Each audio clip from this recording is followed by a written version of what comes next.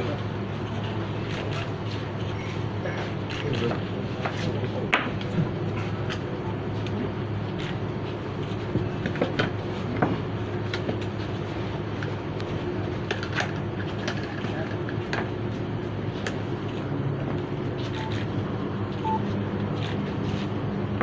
Kita akan ketahui bahwa hari ini tepatnya tadi subuh jam 3.30 anggota kami dari jajaran Reskrim Polresta Palembang telah berhasil menangkap DPO yang selama ini betul-betul meresahkan masyarakat, di mana ada puluhan TKP, bahkan kalau kita lihat dari laporan yang ada kurang lebih ada barangkali 30 LP yang bersangkutan. Tetapi saat ini yang sudah terdata, yang sudah dilaporkan oleh anggota kami, jajaran TKP maupun masyarakat yang melaporkan, ada 9 LP yang sudah ditemukan.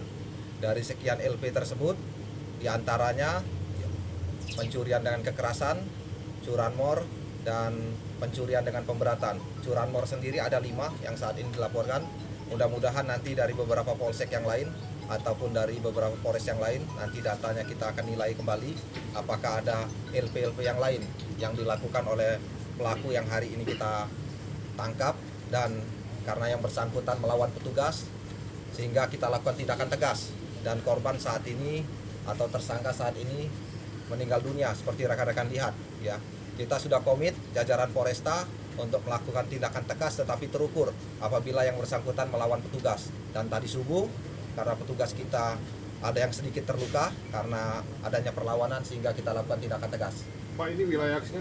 Wilayah aksinya banyak ya, tadi ada beberapa TKP, nanti bisa dijelaskan oleh Kasat Reskrim, tetapi masih dalam pendataan untuk TKP-TKP yang lain, terutama yang dari Polres Samping, baik OI maupun Banyu Asin yang sudah kita konfirmasi Kasat Reskrimnya untuk menginformasikan terkait dengan modus operandi yang sama yang dilakukan oleh AL alias Leo.